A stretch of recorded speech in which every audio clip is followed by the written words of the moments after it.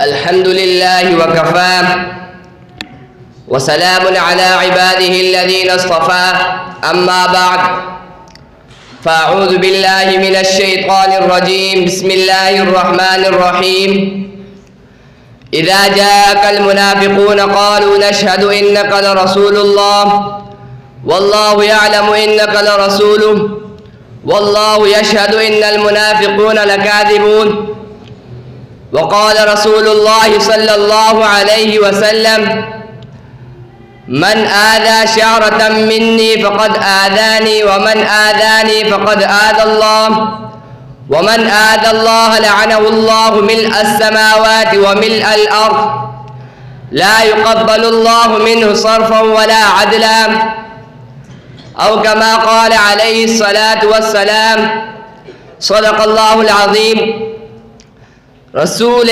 مجتبی کہیے محمد مصطفیٰ کہیے رسول مجتبی کہیے محمد مصطفیٰ کہیے خدا کے بعد بس وہ ہے پھر اس کے بعد کیا کہیے شریعت کا ہے یہ اصرار کہ ختم الانبیاء کہیے شریعت کا ہے یہ اصرار کہ ختم الانبیاء کہیے محبت کا تقاضا ہے کہ محبوب خدا کہیے جب ان کا ذکر ہو تو دنیا سراپا گوش ہو جائے جب ان کا ذکر ہو تو دنیا سراپا گوش ہو جائے جب ان کا نام آئے مرحبا صلی علی کہیے محترم و مکرم جناب صدر محفل و معزز سامعین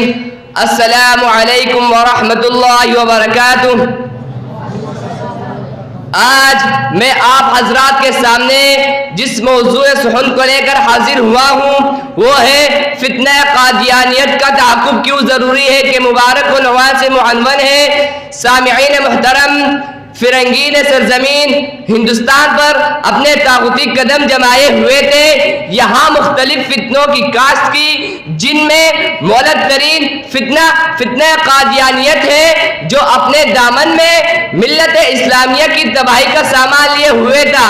حکومت کی دولت کے فروغ کی پرواز کی بدولت ہندوستان اور بیرون ہندوستان پہنچایا گیا اور پھیلایا گیا، لیکن ایک صدی کی تاریخ گواہ ہے کہ ادھر اس فتنے نے سر اٹھایا اور ادھر اسلام کے سپوت اس کی سرگوبی کے لیے سرمکف ہو کر میدان کارزار میں کود پڑے۔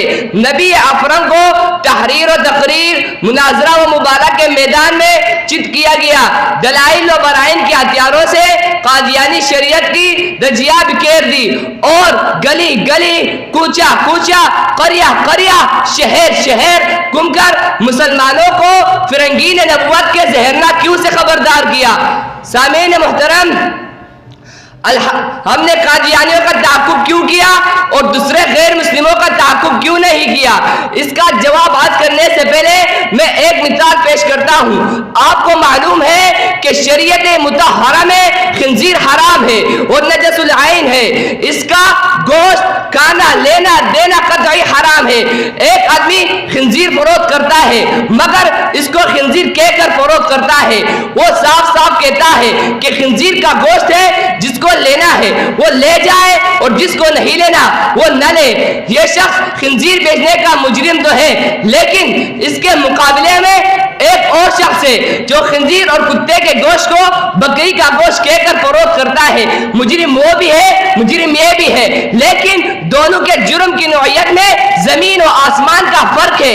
ایک حرام بیچتا ہے حرام کے نام سے، جس کے نام سے مسلمانوں کو گن آتی ہے، اور ایک حرام بیچتا ہے حلال کے نام سے، جس کی وجہ سے ہر شخص کو دھوکہ ہو سکتا ہے اور وہ اس کے ہاتھ سے خنزیر اور کتے کے گوشت کو لے کر اسے حلال اور پاک سمجھ سمجھ کر گا سکتا ہے. بس جو فرق خنزیر کو خنزیر کہہ کر فروخت کرنے والے اور خنزیر کو بکری دمبا کہہ کر فروخت کرنے والے کے درمیان ہے، ٹھیک وہی فرق یہودیوں، عیسائیوں، سکھوں، ہندوؤں اور قادیانیوں کے درمیان ہے. اسی بنا پر ہم نے قادیانیوں کا تعاقب کرنا ضروری سمجھا. بہرحال کفر ہر حال میں کفر ہے اور اسلام کی ضد ہے، لیکن دنیا کے دوسرے کافر اپنے کفر پر اسلام کا لیبل نہیں لگاتے اور نہ ہی کفر کو اسلام کے نام سے پیش کرتے ہیں. لیکن قادیانی اپنے کفر پر اسلام کا لیبل لگاتے ہیں اور مسلمانوں کو دھوکہ دیتے ہیں کہ یہ اسلام ہے.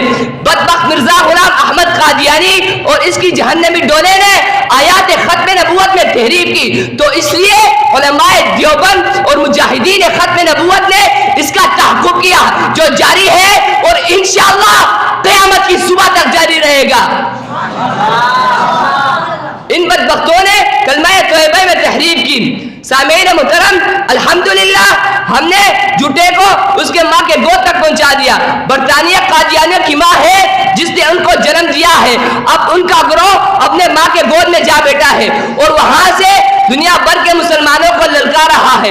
یورپ، امریکہ، افریقہ کے بولے والے مسلمان جو نہ پوری طرح سے اسلام کو سمجھتے ہیں اور نہ ان کو قادیانیت کا حقیقت کا علم ہے، وہ قادیانیت کو نہیں جانتے کہ یہ کیا مذہب ہے. ان کو اہل علم کے پاس بیٹھنے کا موقع ہی نہیں ملتا. لیکن اللہ رب العزت کے فضل و کرم سے اور عالمی مجلس تحفظ ختم نبوت والوں نے حضرت ختم پاک صلی اللہ علیہ وسلم کا پرچم پوری دنیا میں بلند کر دیا. جس طرح سے پاکستان میں قادیانیوں کی حقیقت کھل چکی ہے اور وہ مسلمانوں کے ہاتھے سے کاٹے جا چکے ہیں، انشاءاللہ العزیز پوری دنیا میں قادیانیوں کے کفر کے کیڑے کھل کر رہیں گے. اور ایک وقت آئے گا کہ پوری دنیا یہ بات تسلیم کر چکی ہوگی کہ مرزائی مسلمان نہیں بلکہ یہ اسلام کے غدار ہے، محمد عربی کے غدار ہے اور ساری انسانیت کے غدار ہے. انہی الفاظ پر اپنی گفتگو ختم کرنے کی سعادت حاصل کروں گا. آخر میں اتنا کہوں گا، بتلا دو گستاخ نبی کو غیرت مسلم زندہ ہے. بتلا دو گستاخ نبی کو غیرت مسلم زندہ ہے. میرے نبی سے میرا رشتہ کل بھی تھا اور آج بھی ہے. وآخر دعوانا ان الحمدللہ رب العالمین.